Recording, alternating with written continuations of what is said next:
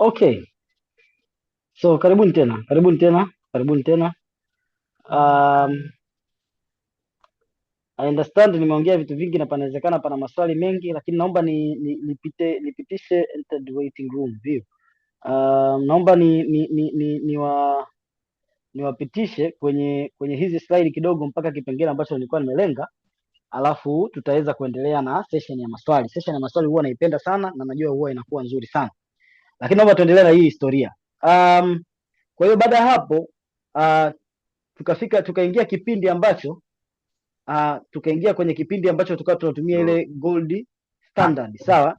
Kwa maana watu wakawa na reserve gold, nchi zikakubaliana kwamba dhahabu ndo kitu cha thamani ambacho nchi nyingi zikakubaliana kwamba tutakuwa tunakitumia hiyo kwa ajili ya nini? Tutakuwa tunatumia hiyo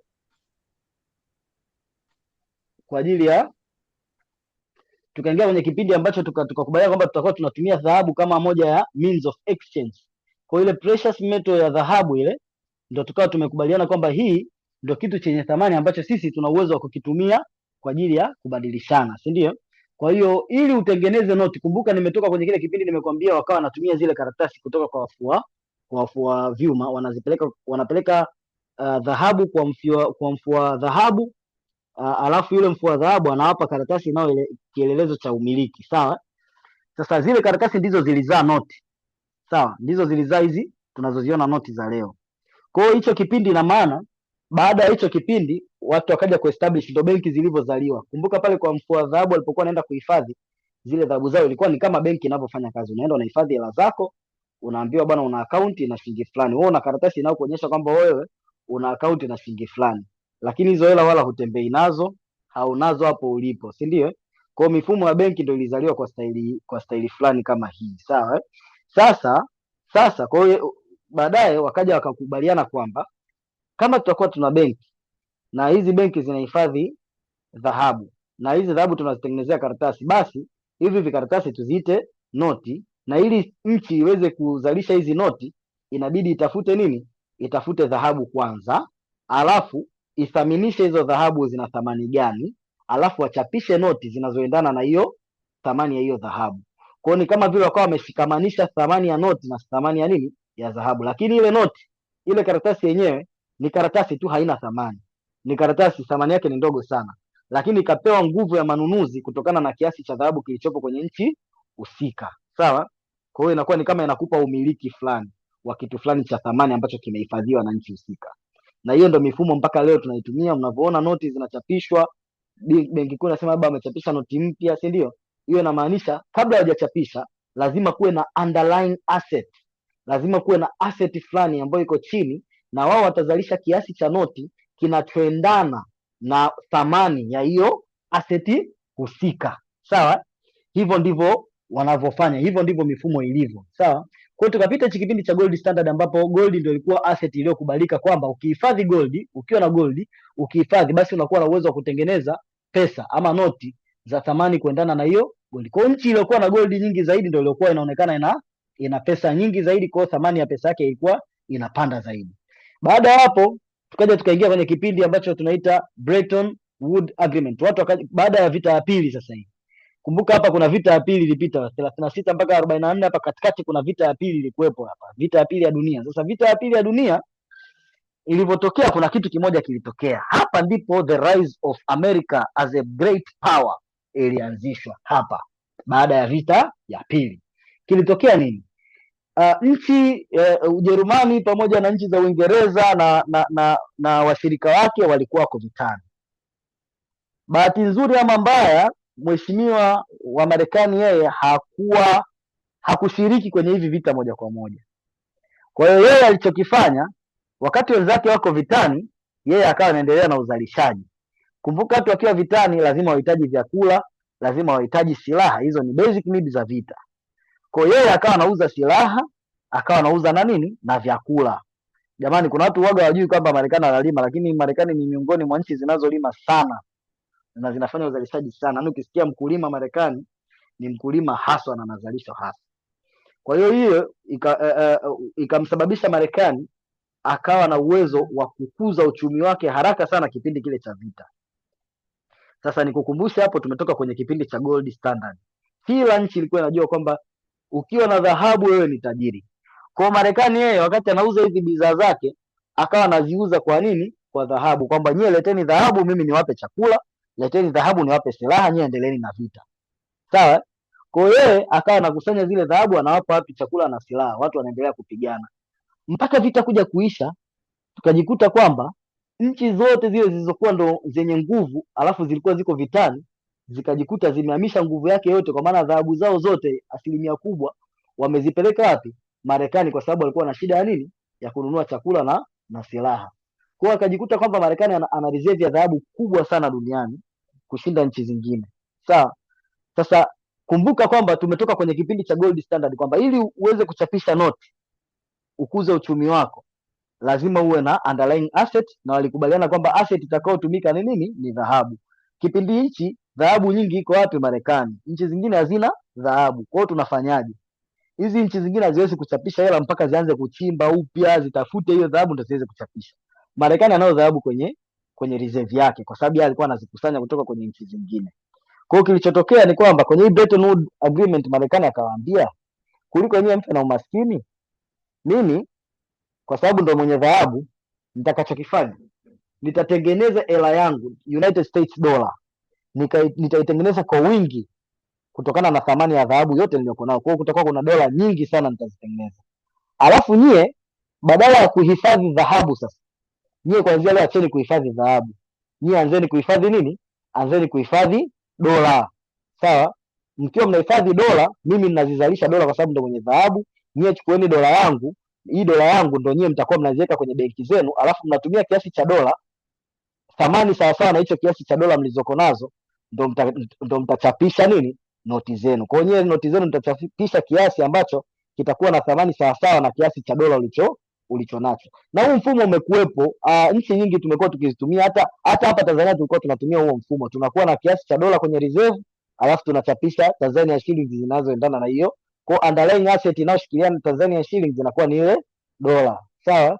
Kwa hiyo ilikuwa ni Bretton Woods Agreement. Na hii Bretton Woods Agreement ilienda mpaka mwaka 1977 akaingia President Nixon. Sasa huyu president alipoingia akaona kwamba huu mfumo wa kuzishikamanisha hela na dola ya Kimarekani ina changamoto, kwa sababu sasa watu wengi wanaichukua ile dola ya Kimarekani wanaenda kuiweka kwenye benki zao na chapisha hela zao. Kwa hiyo ya Kimarekani haiko kwenye mzunguko, imehifadhiwa kwenye mabenki ya watu. Kumbuka ili Marekani achapishe hela zingine inambidi aongeze reserve ya dhahabu. Dhahabu ni jiwe linalochimbwa, na likichimbwa hamna uhakika kwamba utapata na kama utapata kiasi gani. Kwa hiyo ikaja ikajikuta kwamba Marekani inapata mzigo mkubwa kwenye kutafuta dhahabu ili waweze kuchapisha noti ili kusustain uchumi wa nchi zingine. President Nixon akaona hii hapana, naomba tuvunje huu mkataba wa Bretton Woods. Kwa kila mtu atatafuta underlying asset ambayo yeye ataweza kuireserve na United States dollar itabaki huru. Kwa hiyo kuanzia hapo wakaamua sasa thamani ya currency moja na nyingine zitabaki zikielea against each other. Wanasema wakaziacha zina float against each other, kwa maana hizi thamani za currency moja na nyingine, kwa mfano Tanzania shillings na dola, zitathaminishwa kutokana na nguvu ya uchumi wa nchi husika na exchange rate itakayo kuwa ipo sokoni kwa kipindi hicho.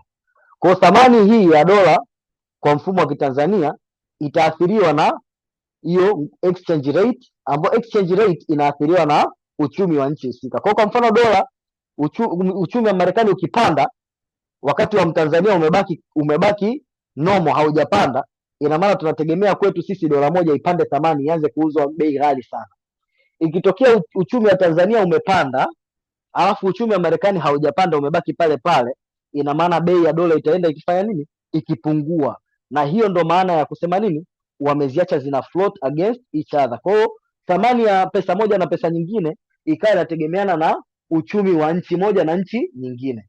Sasa uchumi unaendeshwa na nini? Uchumi unaendeshwa na shughuli za kiuchumi za kawaida, kwa mfano uzalishaji, viwanda, si ndio?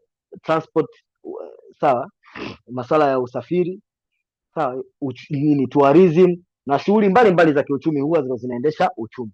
Kwa nchi ambayo inafanya vizuri kwenye shughuli zake za kiuchumi, tunategemea thamani ya pesa yake ipande against zingine, na ndo hapo tukaja tukafikia kwenye hili soko la nini, la forex forex market, kwa maana forex market ilianza baada ya Bretton Woods kufeli, wakaamua kuziacha currency zifloat against each other, kwa maana hizi currency zitofautiane thamani kati ya currency moja na nyingine kulinganisha na nguvu ya uchumi wa nchi moja na nchi nyingine.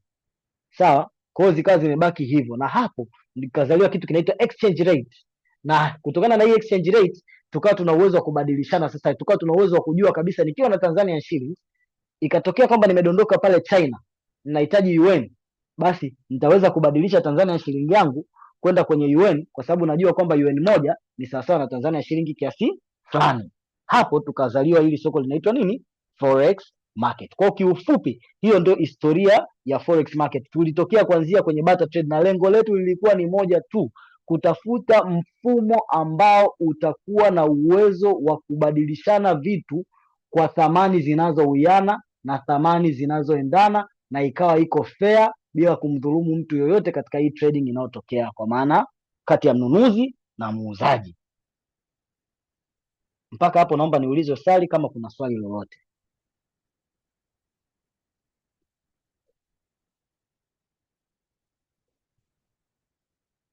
Alright, kama hakuna ama kama litapatikana baadaye unaweza ukaliandika kwenye chat, tutaendelea kulipitia. Kwa hiyo most currencies were allowed by central banks to float so that exchange rate between one currency and another can vary. Ndio hichi nilichokuwa nazungumza. Kwa hiyo baada ya hapo, baada ile Bretton Woods kufa, Marekani kuchomoa lile dili la kwamba yeye ndo atakuwa ana provide dollar fee to reserve dollar, benki kuu zikaacha sawa currency zake ama sarafu zake zifloat against sarafu zingine. Hapo ikazaliwa kitu kinaitwa exchange rate, maana kujua thamani ya sarafu moja kwa mujibu wa sarafu nyingine, ambayo hiki kikaturuhusu sisi kuweza kufanya nini? Kununua sarafu za kigeni ama kuuza sarafu za kigeni, na ndo soko la forex lilipozaliwa. Sawa? Na hapo ndipo soko la forex lilipozaliwa. And of course palikuwa na mambo ambayo wanataka kuyasolve kwa wakati mmoja, na ndio maana umeona kulikuwa na mabadiliko ya mifumo ya ubadilishanaji kwenye uchumi, mifumo kadhaa. Kimsingi walikuwa wanajaribu kusolve the impossible triangle, sawa?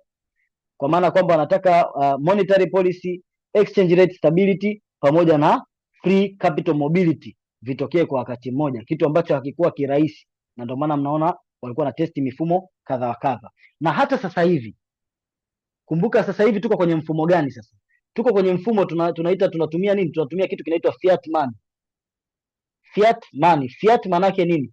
Fiat money au fiat currency maana yake ni currency ambayo thamani yake ni sarafu ambayo thamani ya hii sarafu sawa inakuwa dictated na benki kuu ama nchi ama serikali ya nchi husika. Kwa mfano, leo ukiwa na 10,000 sawa, kimsingi 10,000 ni karatasi tu ambalo lina rangi nyekundu, limeandikwa 1 na masifuri manne, limechorwa picha either ya maeneo ama ya mheshimiwa rais aliyopita ama vyovyote vile, limepigwa mapicha picha pale, basi ni karatasi tu, halina jipya, hamna thamani yoyote.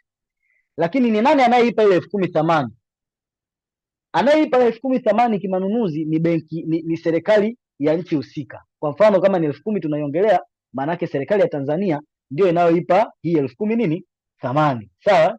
Na inaipaje hii 10,000 thamani?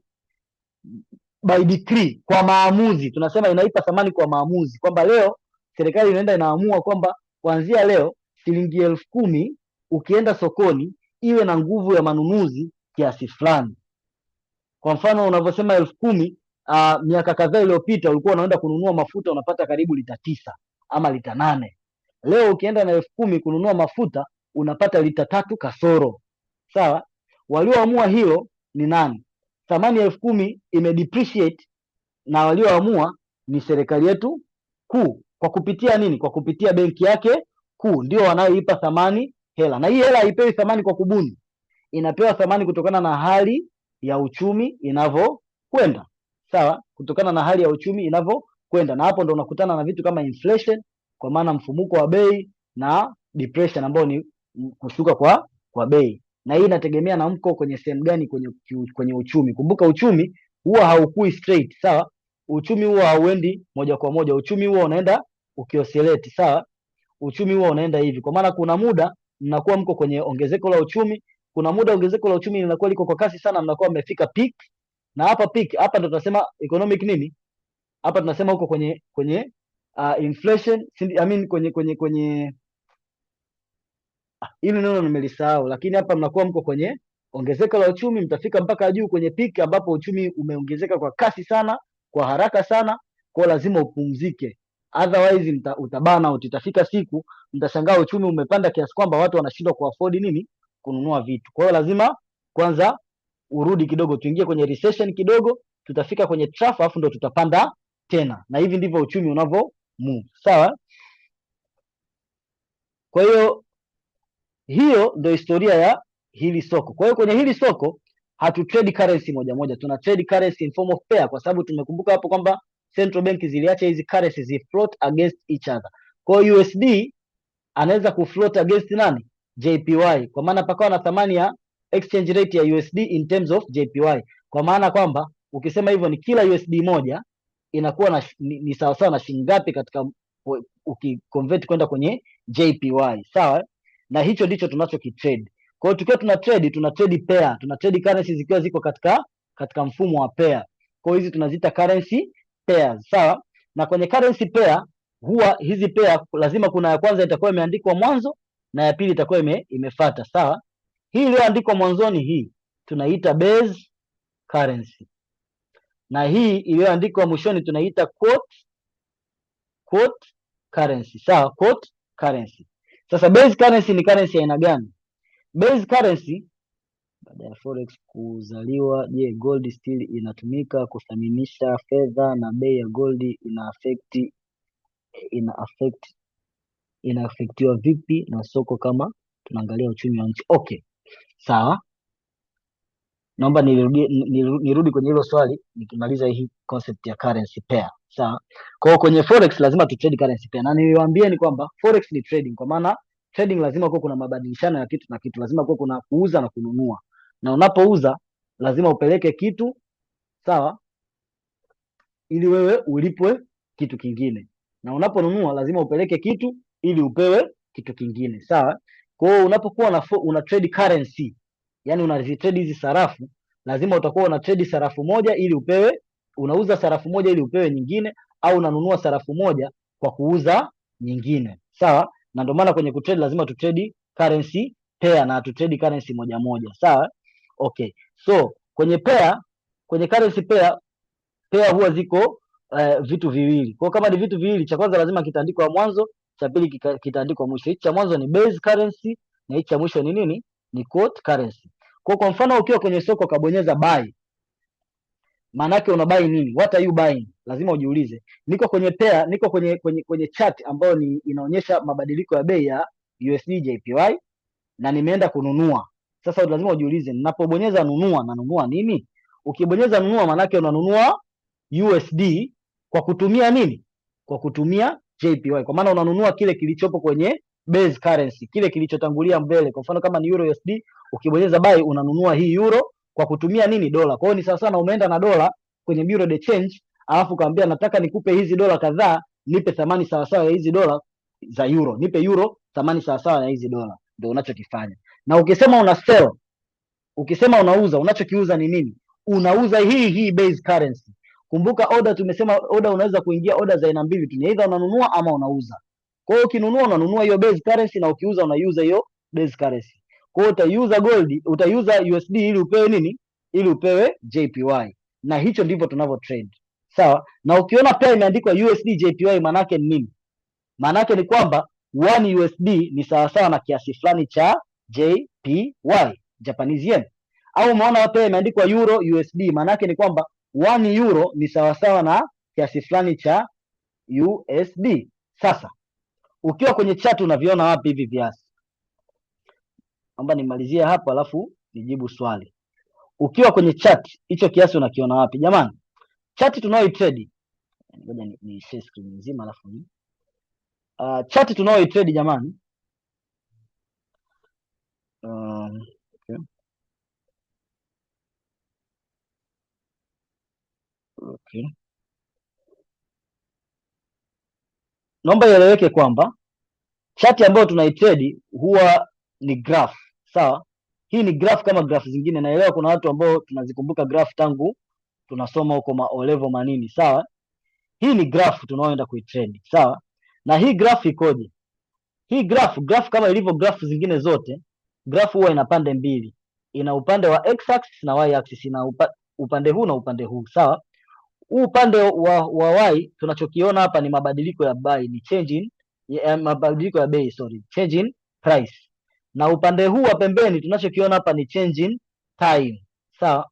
Kwa hiyo tunacho trade hapa ni nini? Mabadiliko ya bei against mabadiliko ya muda. Namna ambavyo bei inabadilika kadri muda unavyobadilika ndicho tunachokiona kwenye haya machati. Kwa hiyo ukifungua chati ya forex, jamani, ukifungua chati ya forex, narudia tena, unachotakiwa kukifikiria pale, cha kwanza kabisa ni kwamba hiki ninachoonyeshwa mbele yangu ni namna bei zinavyobadilika, sawa, ndani ya muda fulani, na hizo bei utaziona hapa hivi, huku ndo zimeandikwa. Kwa hiyo kama ingelikuwa ni shilingi 100, 200, 300, huku ndo ungekuwa umeona shilingi 100, 200, 300, 400. Pale utaona moja nukta ngapi ngapi au 150 ngapi nukta ngapi, sawa? Hiyo manake ni bei, zile ni bei. Na zile ni bei gani? Kama mfano na trade euro USD, sawa? Hii bei unayoiona huku ni bei ya euro moja, sawa? Ni bei ya euro moja ikithaminishwa in terms of USD.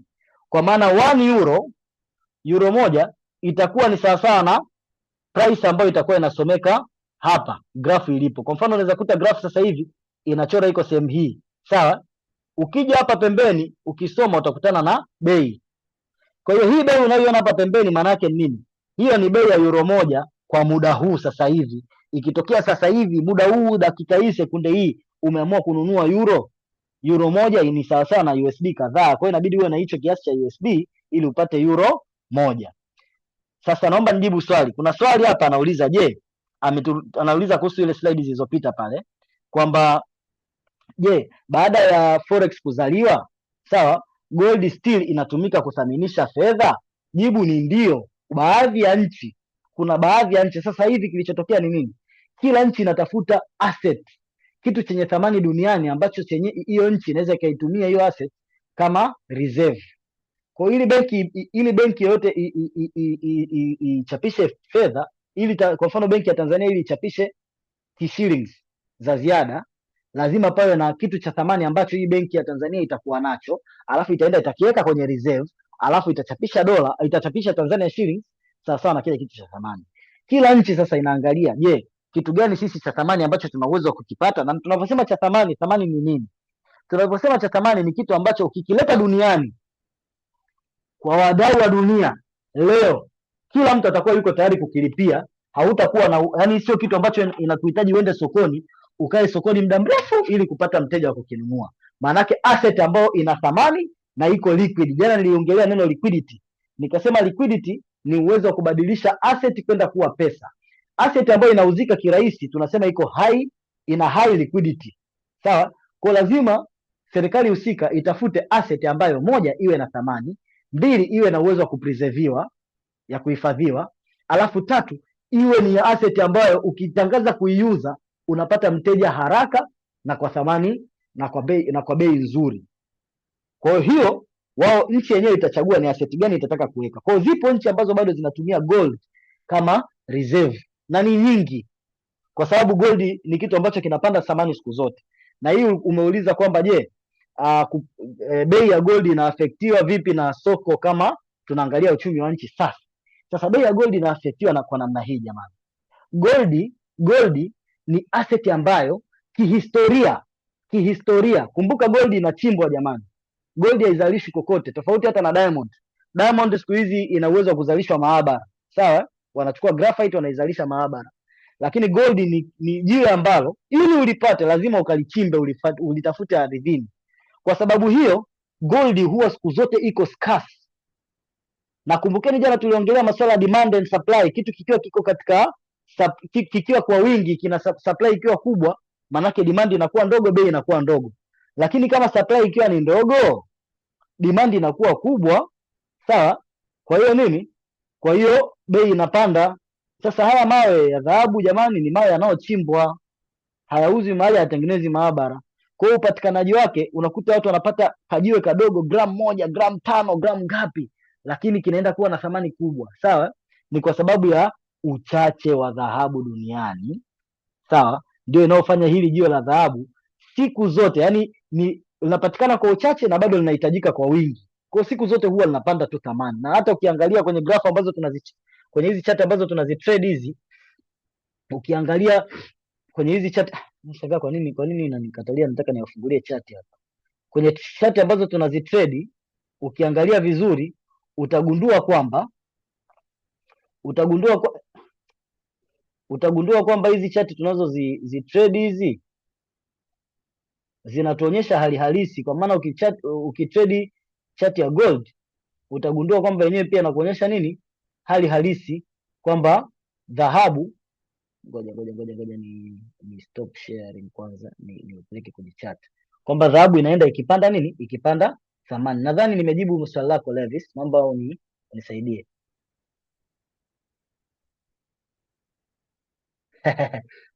Usiofu, yataeleweka haya mambo ninayowaambieni jamani leo. Haya mambo ninayowaambieni leo ni ili tu muelewe kwamba, naomba ni clarify hichi kitu. Asante sana Mr. HP. Levis, naomba uniambie kama nimejibu maswali yako kikamilifu.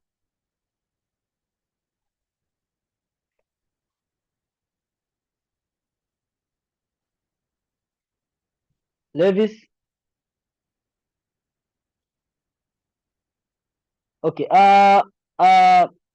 Bwana HP, nitoe tu uangalizo kwamba hichi ninachokifundisha leo jamani, ni kitu ambacho nataka muelewe kwamba hili soko tunalolitrade jamani, sio soko ambalo tunalitrade kusema kwamba tuna data ambazo zinapikwa mahali alafu ndo tunatumia huko. Hapana, hizi tunachokitrade jamani ni kitu ambacho kinaendelea duniani. Sawa, tunatrade vitu halisia, vitu ambavyo vinatokea duniani. Kwa mfano sasa hivi duniani kuna vita jamani, si ndio? Sasa hii vita inayoendelea inaathiri nini? Ukiangalia vizuri utagundua kwamba kwa kikubwa zaidi imeathiri mafuta, kwa sababu nchi inayopigana yenyewe ni nchi ambayo inazalisha mafuta kwa kiasi fulani. Asilimia fulani kubwa ya mafuta ambayo yanazalishwa hapa duniani huwa yanatokana na hiyo nchi, si ndio? Ambayo ni nani? Ni Iran. Lakini Iran sio nchi pekee ambayo inazalisha. Sawa, Iran sio nchi pekee ambayo inazalisha. Yes. Iran sio nchi pekee ambayo inazalisha. Sasa kama Iran sio nchi pekee inayozalisha mafuta, ina maana kuna nchi zingine ambazo zinazalisha mafuta, na hichi kipindi cha vita ambapo Iran anashindwa kusafirisha mafuta yake, basi hizo nchi zenyewe zimekuwa zikifanya nini? Zikiwa na uwezo wa kufanyaje?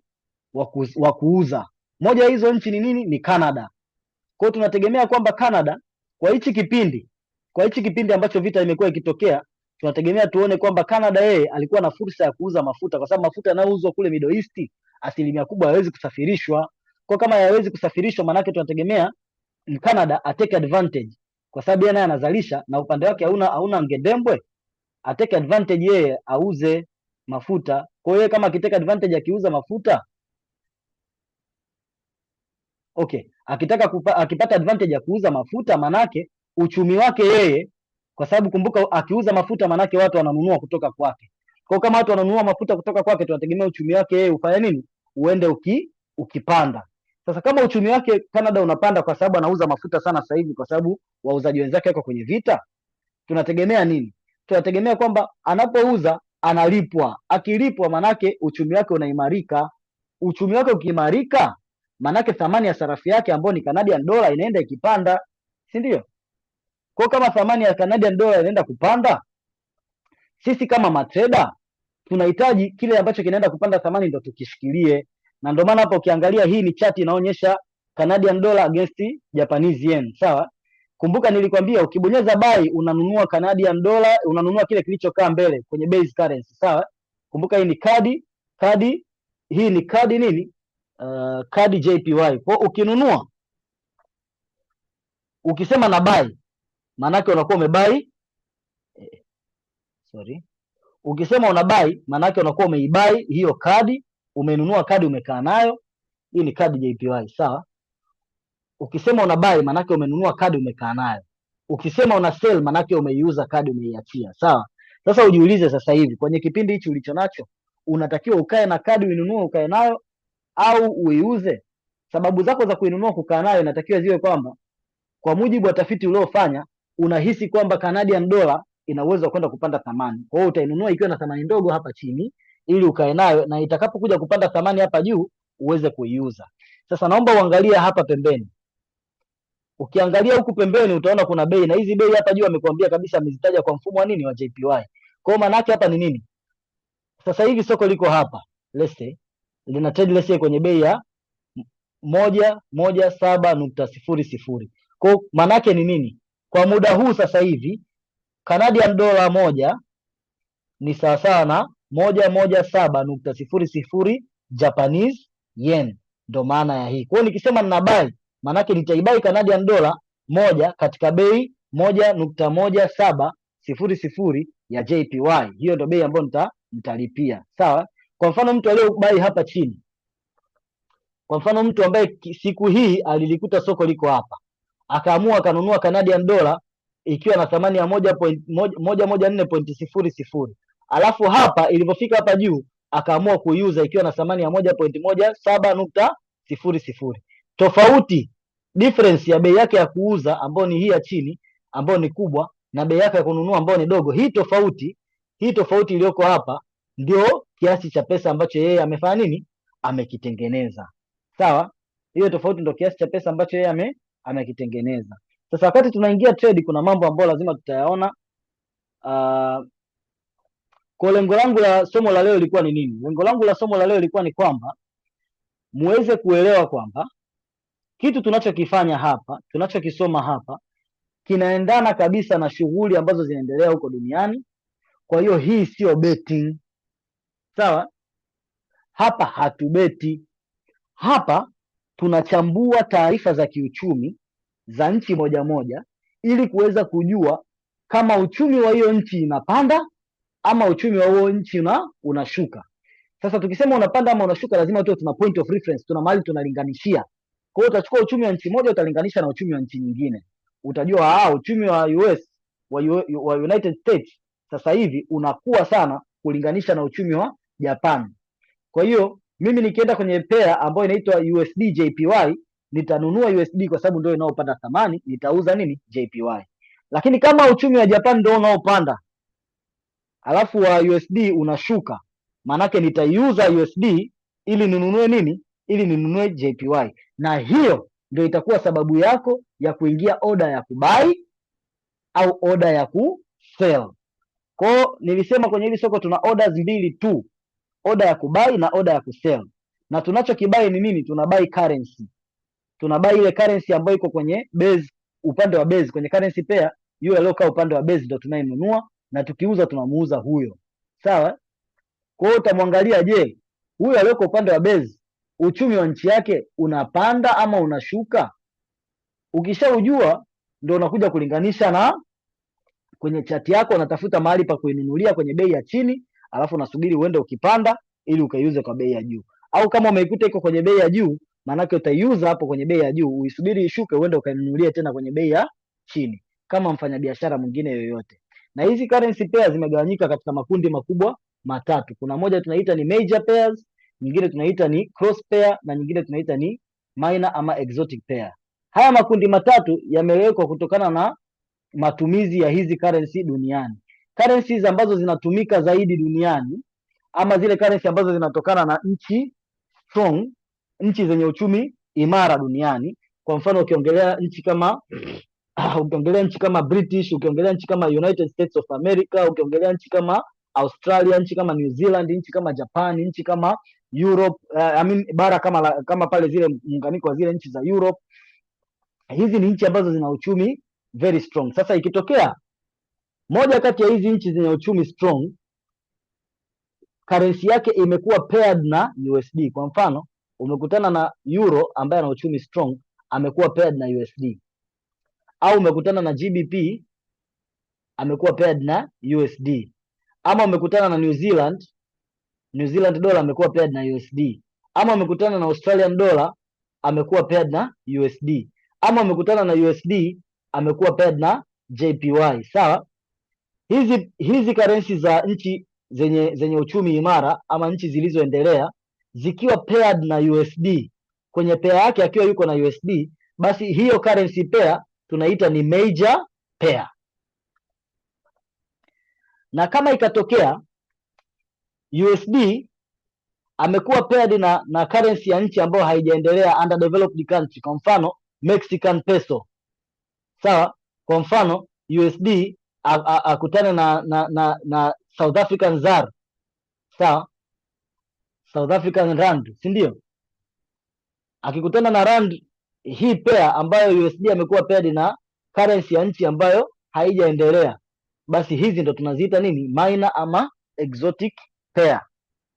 Alafu ikitokea kwamba hizi currency pair za nchi zilizoendelea, kwa mfano tuliongelea euro, amepea na nchi mwenzake aliyoendelea, currency ya nchi mwenzake GBP labda, sawa, euro na GBP, kwa maana hizi currency za nchi zilizoendelea zimekuwa paired na hakuna mmoja kati yao ambaye ni USD.